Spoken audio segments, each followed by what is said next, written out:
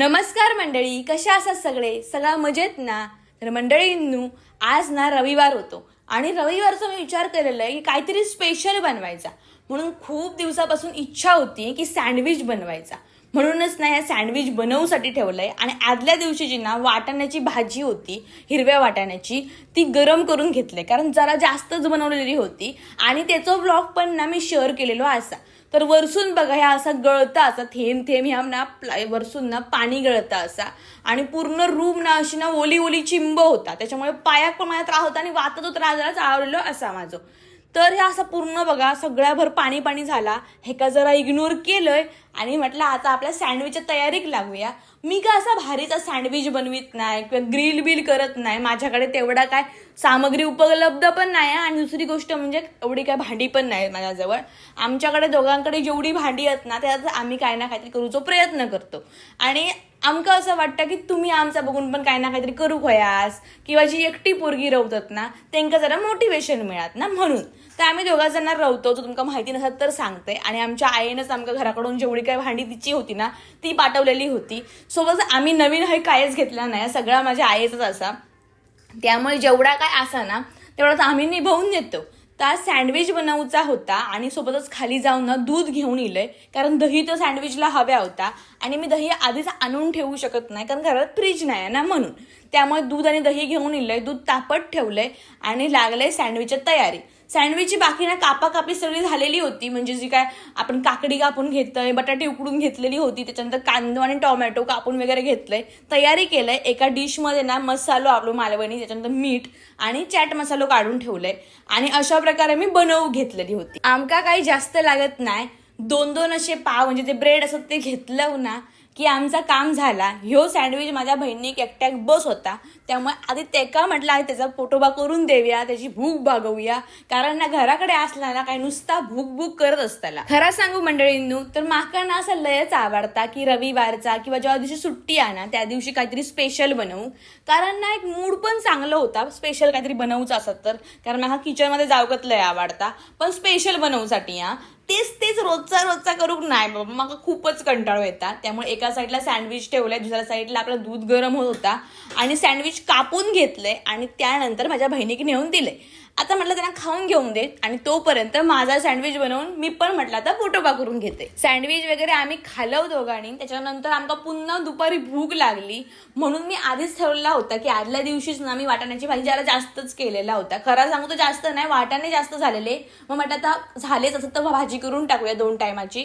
आणि मी सकाळी पण ती भाजी ठेवलेली आणि त्याच्याबरोबर म्हटलं तर भाकरी भाजूया, कारण भाकरीसोबत ना तर एकच नंबर लागतं, जी शेळी भाजी असतं ना त्या टाईपमध्ये. आणि मालवणी स्टाईलची ती भाजी केलेली होती आणि त्याचा व्हिडिओ पण मी आधी टाकलेलो असं. आज दिवसभर ना मी जर आतुरतेने खायची वाट बघत होते ना तर ती म्हणजे माझ्या पार्सलाची. माका एक पार्सल येऊचा होता आणि मी विचार करत होतो त्या कधी येताला. खरा मी त्या कालच येऊचा होता.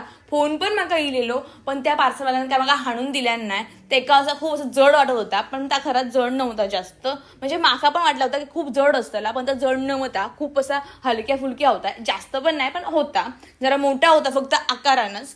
तर त्या पार्सल यायचा होता म्हणून विचार करत होते की त्या कधी येताला, कारण त्याची मला खरंच खूप गरज होती. खूप दिवसापासून विचार करत होते की हे का मी घेतलंय. शेवटी मुहूर्त इलोच एकदाच आणि ते का मी घेतलंय आणि त्याची मी अनबॉक्सिंग करतोय गाईज, अनबॉक्सिंग.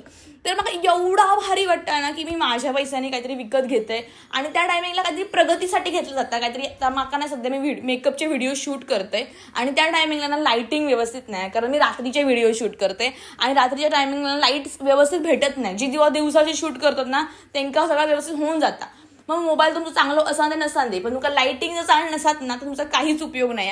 मग मी काय केलंय, हय ना मी माझ्याकडे ऑलरेडी एक रिंग लाईट असा आणि मला दुसऱ्या साईडने लाईट येत नाही, दुसऱ्या साईडने मला पूर्ण काळोख दिसतं माझं चेहरो. म्हणून मी ना एक पॅनल लाईट मागवली होती. खूप दिवसापासून विचार होतो. तर पॅनल लाईट खूप सुंदर होती, मस्त होती, पण त्याचा जो ट्रायपॉड दिलेला ना तो एवढो भानेरडो होतो ना, म्हणजे त्याचा जो ट्रायपॉड असा ना तो खूप लवचिक असा, म्हणजे कधी तुटू शकता. जसं की माझा रिंग लाईटचा जो ट्रायपॉड असा ना तो अजिबात तुटणारो नाही, काहीच होणार नाही. म्हणजे एवढं स्टडी आहे ना की रिंग लाईट मी म्हणन की हे असा म्हणजे एवढी चांगल्या क्वालिटीची नाही, पण पॅनल लाईट एक नंबर असा. पण त्याचं ट्रायपॉड मला नाहीच आवडलो. रिंग लाईट एवढं नाही भारी, पण छान आहे असं नाही. तुमका आवडलो काय बघा मंडळींनू. तुमका एकदा मी सांगितलेलं आहे छोट्या ब्लॉगमध्ये की आमच्याकडे ना म्हणजे वरसून ना खूप घाण टाकतात बाल्कनीमध्ये अक्षरशः, आणि एवढी बाल्कनी त्याच्यामुळे घाण होता ना की आमका ना ती रोज साप मेंटेन ठेवणं अजिबात जमत नाही हा. त्याच्यामुळे दाखवते आज आज आमच्या बाल्कनीची काय कथा ते. ही त्यांनी अशी घाण टाकल्याने या, म्हणजे ह्या खाऊचा पाकिट आमचा नाही हा. आता कोण स्वतःचा माणूस स्वतः घरी टाकूचा नाही ना खाऊन बिऊन. हा, हे कांद्याचे साली बिली आमचे नाही आहेत. त्याच्यानंतर हे टिश्यू पेपर ह्या सगळा ह्यात आमचा नाही हा. त्याच्यानंतर ह्यो बघा ह्यो टिश्यू पेपर ह्यो आमचो नाही बघा. वरसून सरळ दिसता की ते अगरबत्तीचं पुडो बिडो हे खाली पडले डायरेक्ट येऊन. हे सगळी अशी घाण ना ही ती टाकतात, आणि त्याच्यामुळे ना बाल्कनी मागा साफ ठेवणं ना अजिबात जमत नाही. रोजच्या रोज मी बाल्कनी एवढी साफ नाही करू शकत की बाबा रोजच्या तुम्ही ते झाडू मारून घ्यायचा एवढा सगळा करायचा. नॉर्मल आपण झाडू मारून घेतोच ना. ह्या काय एवढी शिस्त नाही या माणसांमध्ये. आता तुम्ही म्हणतालाच नुसती खायचंच असतं, तर ह्या सगळ्या झाल्यावरती ना पार्सलला वगैरे जशी फोडलंय ना त्याच्यानंतर जरा ह्या बाल्कनी वगैरे केलं, डोक्यात फिरला माझा बाल्कनी बघून खरा म्हणजे. आणि सगळं झाल्यावरती जेवणाक लागलंय. आज खिचडी भात करूचो मला होतो, कारण ना आज पाण्याचा जरा प्रॉब्लेम झालेलो आणि कामा पण खूप होती, म्हणून विचार केला आज खिचडी भातच करून टाकूया. आणि खिचडी भात म्हटल्यावर त्याच्यासोबत कोशिंबीर तर हवीच, म्हणून मी कोशिंबीर बनवलेलं कारण सगळा अवेलेबल होता घरामध्ये आणि फक्त दही नव्हता, म्हणून मी त्या खालून जाऊन दही घेऊन इलंय.